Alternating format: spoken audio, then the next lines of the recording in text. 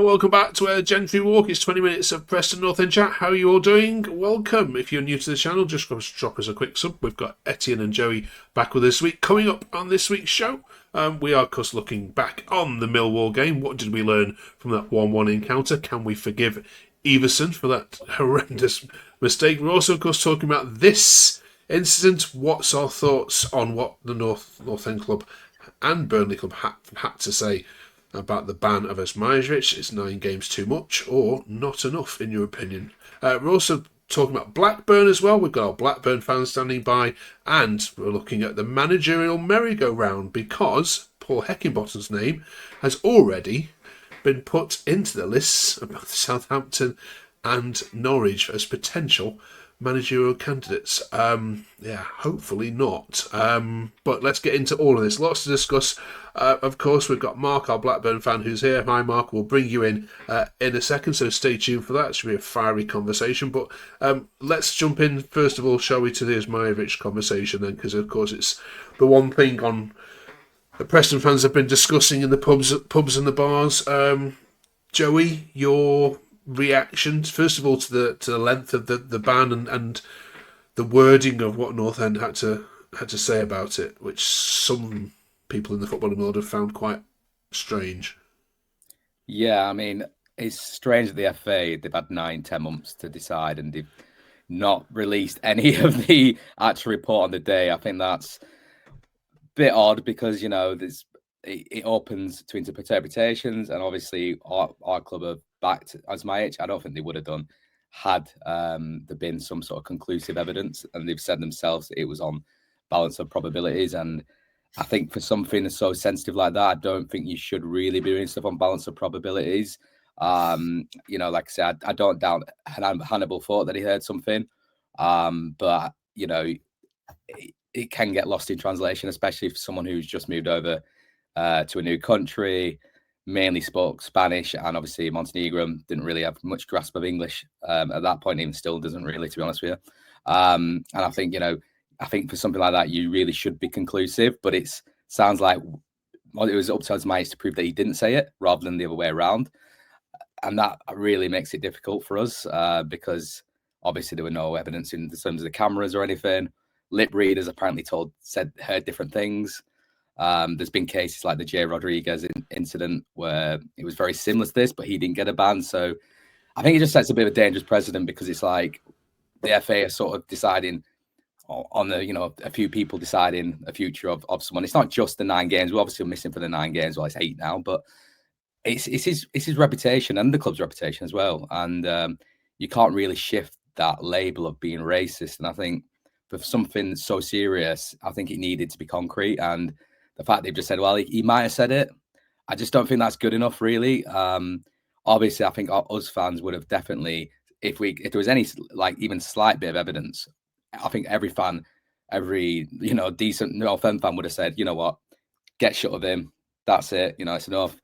But because there hasn't been any evidence, it becomes difficult, and you know, it's hard for us to try and back him because, you know, he has been labelled a racist, but at the same time, there's been no evidence against it. So, yeah, it's a tough one. Okay. Etienne, anything to add to that? No, I think Joey's nailed it on the head there. I just think, obviously, I'm not going to back Osmajic. I'm not going to also slander Hannibal because I think his character and what's happened is a completely separate thing. But, yeah, I just think the statement from the FA isn't great. The time period it's taken as well. You can't, it just sets such a dangerous precedent for the next couple of cases that happen.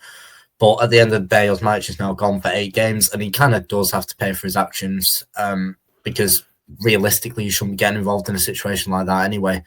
But you know, we're gonna miss him, and it's hard to say whether you can support him really because again, he missed 9-10 games last season because of the bite, and now he's missing 9 games again.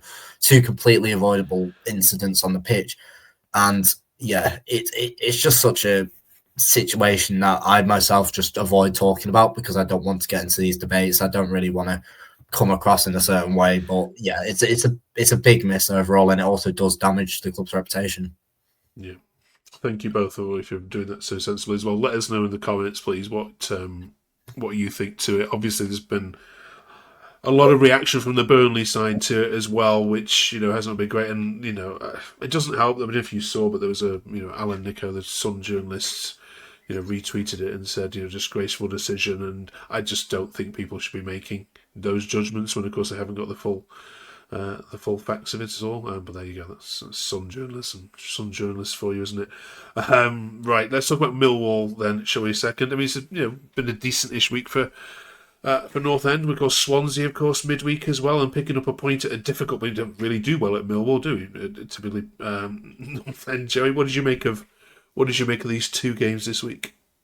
Well, they were not our best performances, but I think on the circumstances, actually, we did well to get 4 points. We've had a lot of injuries. Obviously, then that news breaking, I think, less than 24 hours before the kickoff, I think of Osmajic was just probably not great for the club, for the morale. And I just thought it would cast a bit of a shadow. So to be fair, we did well to pick up the point. I think against Swansea, I think they were, to be honest, we were probably slightly the better team. And we didn't really deserve much from it.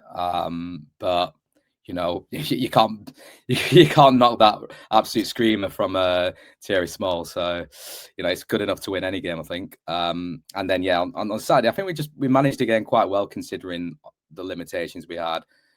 Defended well. Both teams made a mistake that cost it, but I think the game plan was actually was done quite well by Heckingbottom. I think the plan was to frustrate them and then bring on the sort of flair players who just come on trying to like your Smalls and your Dobbins, who can actually take a few players on when they're tiring. And it could have worked. We almost scored towards the end to get the 3 points, but you take a point any day of the week at Millwall, especially given the circumstances we've been going on until before the international break. Yeah. John says it's a good result, especially with a heavily depleted squad. Etienne, I can forgive an Everson mistake because he's won us that many points already this season. Yeah, I mean, it was a howler, wasn't it? It was just a complete head loss. I don't know whether I'd describe it as that, to be honest. I personally think it's really unlucky. I definitely was more surprised at how long it took him to kick the ball than the actual mistake. But I think the first thing I said was, look, he's been so good for us this season, and I think every goalkeeper does have this in him. I mean, Max Crocombe did the same thing, not the same thing, but made a similar mistake. Well, it wasn't him actually, scratch that. But he didn't have a great game either. But I think every goalkeeper has that mistake in him, and today was not today. Oh my god, Saturday was just Everson's time. You can tell it's a Monday evening, can't you?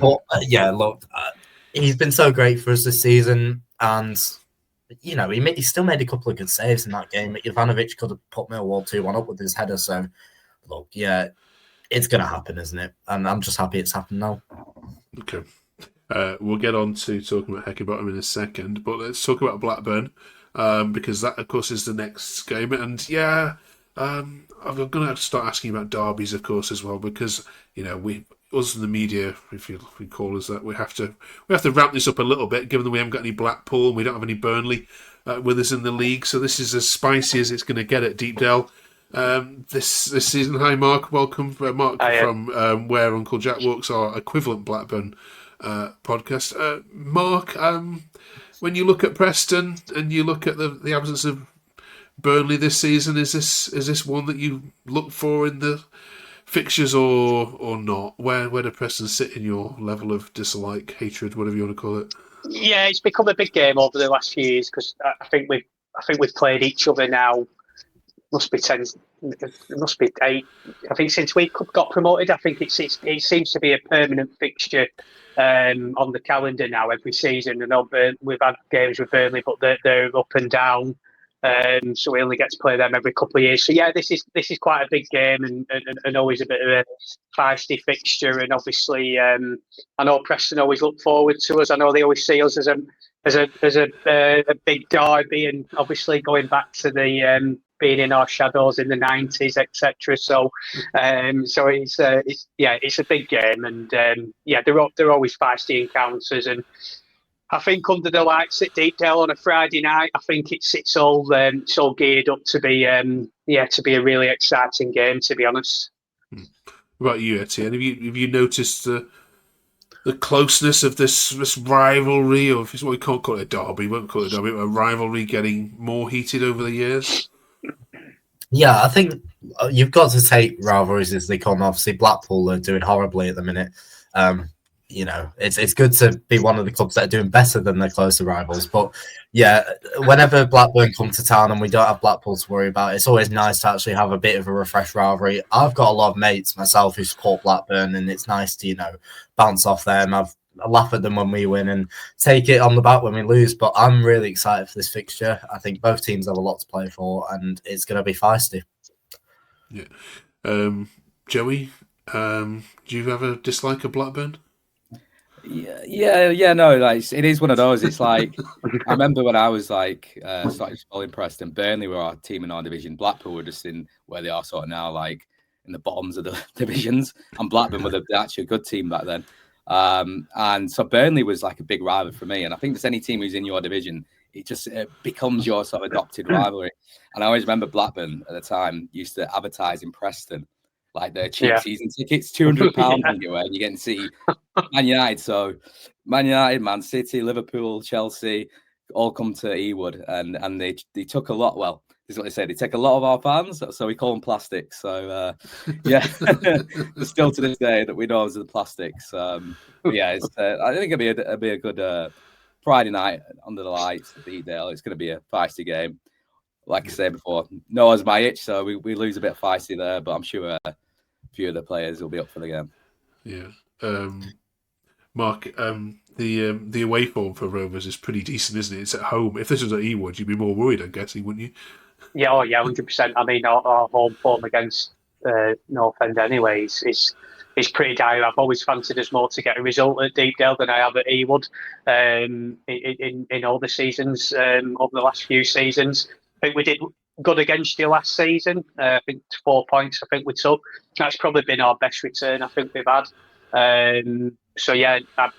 Away from home we do seem to be doing a lot better this season, but I must admit I'm a bit worried about this game. I'm not going to lie. Yeah. Etienne, there were some pundits that predicted Preston and Blackburn to go down this season. Yeah, do you look at Rovers and think that they are potential relegation candidates to the worst three teams in the league, or do you suspect they'll be all right? I at the start of the season had us like basically neck and neck. I thought we had similar squad levels, but Blackburn have surprised me in the fact that you did start slow. You've picked up form recently, but then the loss against Derby wasn't great. The squad doesn't excite me, apart from Cantwell, really, and your recruitment, really. Like, it's confusing.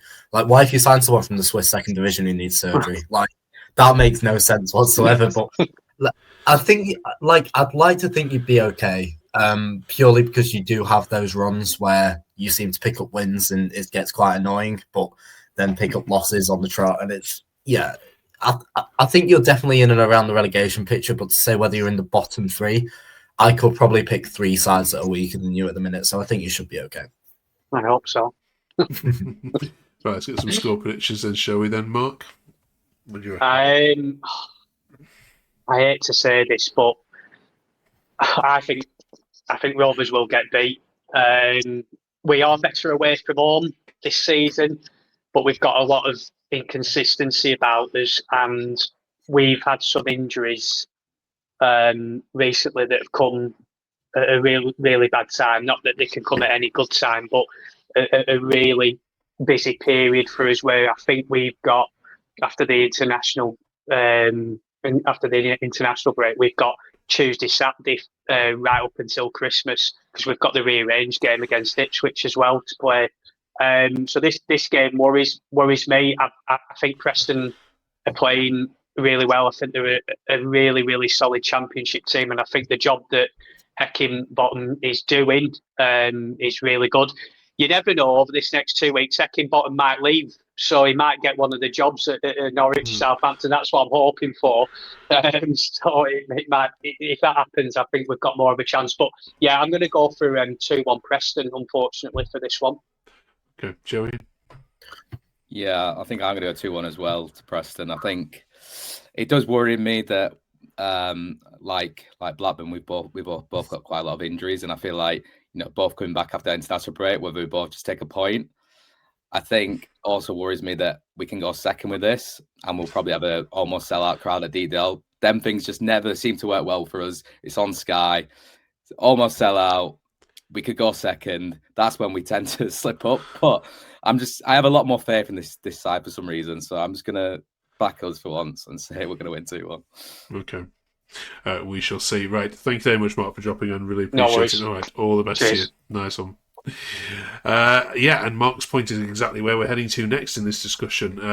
He's still there, 4th in the league. So, of course, his name is going to be connected when Norwich and Southampton are drawing up their lists. The credit to him that it is there, but Hecky, I get the impression he quite likes this project, and he's obviously got the love of the fans. The players are playing for him, and he doesn't strike me as a sort of person that would do a Rob Edwards and turn a rat cheek. But stranger things have happened in football. Where do you think this might go, if anywhere? Well, I think I said last week I was quite confident that he'd still be a Preston manager come the end of the season, and I'm gonna keep backing up that point. I don't think Heckingbottom is the manager who will jump at the chance for money or a better caliber of players at Southampton, at Norwich. Obviously, he is still frustrated with some of the places that the club find themselves in, i.e. the finances. He does keep saying, look, I had no money to spend in the summer. This is what we did. But at the same time, he is seriously passionate about this project. He's definitely one of the most confident managers that I've seen at the club. Every time I listen to a press conference, he seems like he knows what he's doing. And I really hope that, if an offer does come his way from Southampton, from Norwich, he goes, well, I'm taking this club in the right direction, whereas I don't really want to have to do another rebuild project. Why not stay here 1 or 2 more seasons, get the club into the playoffs, and if it doesn't work out, then maybe I'll jump. Because I do think at the end of the day, even if we don't end up necessarily achieving anything under Heckingbottom, we're going to come out of his spell in a way stronger position than we were under Lowe. And I hope he realises that and sticks about. Yeah. Joey? Yeah, I think that actually, randomly out the 3 teams, I probably worry most about Middlesbrough, actually, because I think they're the team that feels a bit more ready-made. Whereas I think, like Norwich and Southampton feel a bit more of a project, and he's already 2 years into this one. And Sheffield United fans told us, it takes him 3 transfer markets to get his squad. So I think if he's going to go to a team, it's going to be one that's ready-made, not one without, having to start all over again, sort of thing. But having said that, I think he will hopefully stay and hopefully use it as a bit of a tool to get to the board to say, I'll stay, but you've got to invest in January, because that's what we need. We need that extra bit of push, which sometimes the board has let us down in Januaries before when we're looking good in going into that window. Steve Gibson at Middlesbrough doesn't usually go for managing positions. He doesn't like paying the compensation, and secondly, he does, for all his ills, he does have some good values. So, I can't see a bunch from Middlesbrough coming in. But fingers crossed he doesn't go anywhere. This is a good story for North End, and absolutely delighted to see North End up there in that playoffs. If it does, if it does annoy all those people that predicted them to go down, it's certainly enjoyable. We'll look at the Fair Play League this week because, of course, we are up to the letter F in our campaign. Any ideas between you where, based on what you've seen, do you think North End are a dirty fouling side this year in terms of yellow cards, red cards? No, I just think it's part of our play style, really. Hard working, grit. You're going to have to chuck a couple of fouls in there that get yellow cards. I'm not surprised to see us 4th at all. Like, we've always been up there. I feel like it's just kind of part of our identity. We're going to make it difficult. We're going to frustrate teams, and we're going to take you down if you throw in goals. So, the one thing I was shocked about is, we didn't really have any red cards. Well, we don't have any red cards, but we always end up with 3 or 4 across the season. So I think one's going to come down the line, but it's quite impressive that we can just keep churning out yellow cards when we need to. But that's all part of game management and keeping the game in check. So not surprised.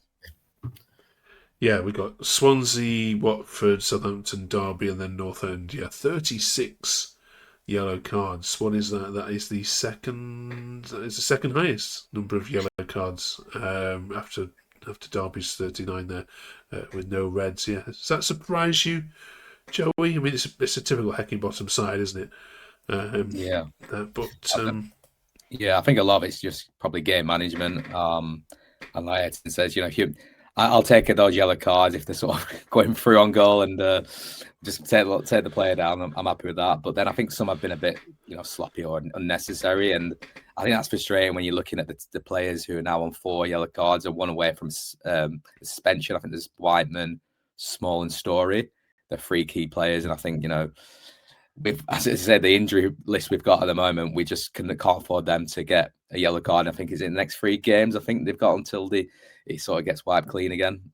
So hopefully that doesn't happen and we don't just get any stupid yellow cards, because we are prone to that as well. That sort of, not saying game management at the end, maybe a bit of time wasted. I don't think we're doing that as much as we have done in previous seasons, but I think sometimes, it's just stupid, like foul that you don't need to make when you're sort of in the middle of the park and they're not going anywhere. And we do a lot of them, and I think if we cut them out, then we might not get those suspensions that are just going to be so critical at this stage of the season.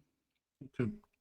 Well, finally this week then, we've been doing the A to Z of Preston North End. We are now up to the letter F. So, this week's been now 1 player or 1 event or 1 stadium or something to represent this famous old club with each letter. Over to you guys. I think it's an easy one, isn't it? Yeah, very easy. Finney. It has to be. Yep. It has to be Tom Finney. Tom. Yeah. I don't think anyone would disagree on that. No. Any other notable mentions? I mean, we've got to put Finney in there. I didn't even research this one because I was just like, yeah. Straight away, you've got an answer. I think there's a... Okay. I think Ricardo Fuller, actually. I would put him as Ricardo Fuller. Okay, yeah. But no, not good enough to lace Finney's boots, but still a very good player for us. And probably one of the best players I've seen live in terms of just, he's that sort of Eddie McGeady sort of player. You sort of stand up and just watching. Or yeah, was it John Terry who said in his autobiography that the most difficult player he had to play against in the Premier League was Ricardo Fuller? I think he played for Stoke. Because he was just a beast. Yeah. Okay. Any other Fs? No, like Joey said, I didn't research it because Finney is probably the most you get to know Preston North End, you get to know Finney almost immediately. Probably one of the best. I've never watched him with my eyes, obviously, but there are a lot of accounts that says he was the best player to ever play for us, and probably what I've seen a few people say he's probably one of the best ever players not to win a Ballon d'Or. That's the kind of levels we're talking here. So it's got to be him. Okay, nice easy one this week for us. On to G then. On to G, that's hopefully more of a discussion for that one. Join us for that. Thank you. Get well soon, Harvey, of course, as well, who's ill this week as well. We'll see both of you in 2 weeks' time, of course, after that Blackburn game we'll be watching on Sky. Thanks very much for joining us. Drop us a quick scrub and a like before you go. Cheers.